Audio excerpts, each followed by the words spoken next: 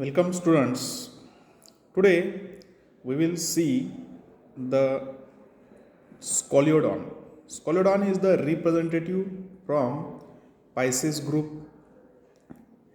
It is a cartilaginous fish, means endoskeleton is made up from cartilage. Okay. We will see first the external characters of this Scoliodon. Scoliodon is generally called as dogfish. Okay. The Scoliodon, it has long laterally compressed body which is tapering at both ends, and it is the broadest in the region of the pectoral fin. Okay. Here the Scoliodon body, it is dorso-ventrally compressed. Head is produced into a flat pectoral. Okay. Then flat pectoral fins. From head it arises flat pectoral fin. The dorso-ventrally compressed head, it produces into a flat pointed snout anteriorly. Okay, it is called as snout. The head bears two large circular eyes at its sides. The eyelids, they are immovable and they can be hardly distinguished from the surrounding integuments, but each eyelid is provided with nictitating membrane which lies along the anterior-ventral border and that can be drawn over the eye in the time of danger. When certain danger arises, that nictitating membrane, it covers the eyes. Here the pupil is narrow and ventricle. Okay, it is ventricle in position.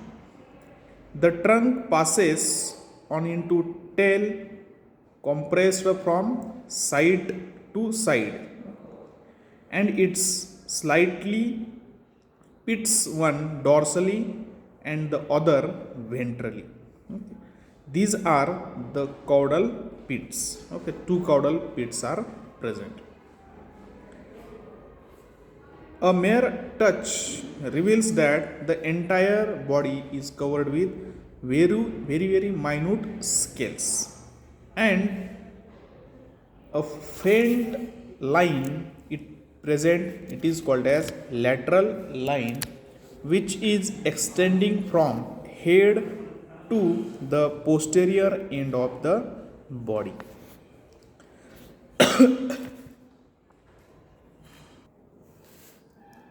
The body parts, it includes head, then main body, tail, and on the body various types of fins are present.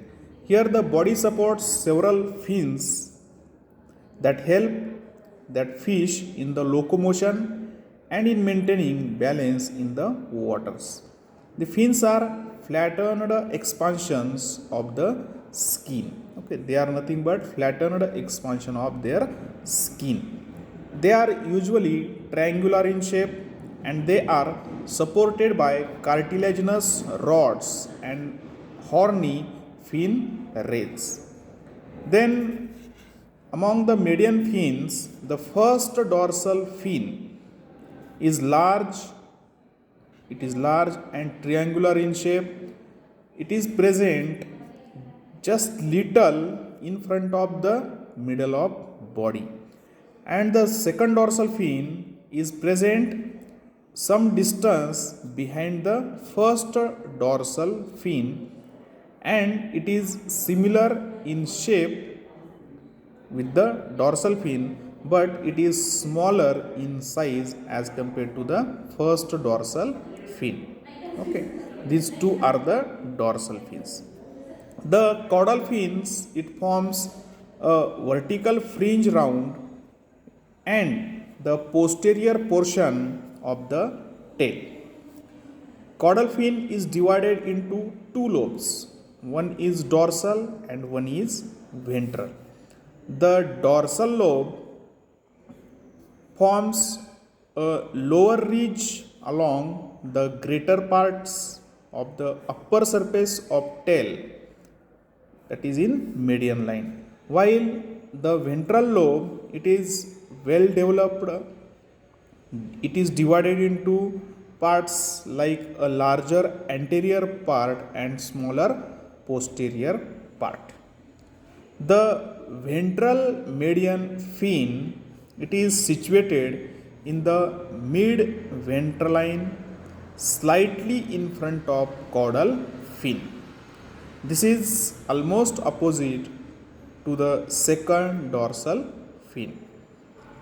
Then there are two pairs of fins that are called as paired fins. They are ventrolateral margins of the body and immediately present behind the gill clefts. Okay, and they are the largest among the fins. Here these are pectoral fins and pelvic fins. The pelvic fins are smaller in size and similar in shape with the pectoral fin. Okay. They also arises close together from the ventral surface of their body and some in front of middle of its length. Their inner borders, they touch each other, and in males they are fused together behind. They enclose the cloacal chamber, and in the male a part of fin, one on each side, it forms a copulatory organ called as clasper. Each clasper is a stiff rod-like appendage grooved dorsally. That groove leads into a cavity called as siphon, which belongs the base of that clasper. Okay. Then ventral side of the snout, it have a wide crescentic opening called as mouth. Mouth is bounded by two jaw, upper jaw and lower jaw, and each jaw bears one or two rows or oblique teeth. On the ventral surface of body, in between the pelvic fins, there is enlarged opening called as cloacal aperture.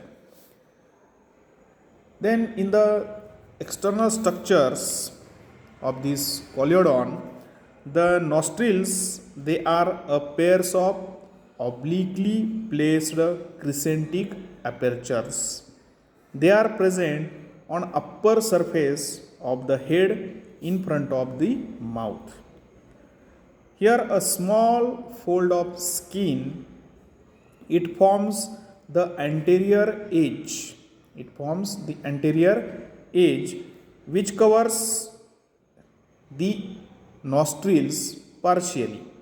The nostrils are olfactory in function and they do not open interiorly into the mouth cavity.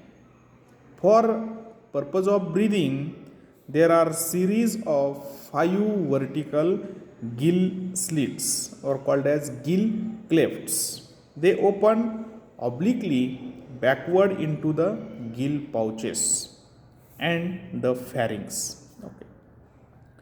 Here the abdominal pores, they are a pair of openings present on elevated papillae, the cloacal papillae. They are present on either side of the cloaca. Okay. In this way, head shows very small, large groups of very small openings present on sides and on the snout. These are called as ampullary canals. Okay, and in this way, it is the external structure of Scoliodon or dogfish. Then moving toward the skin, The skin of Scoliodon comprises two layers, outer epidermis and the underlying is dermis. Okay, we will stop here. Thank you.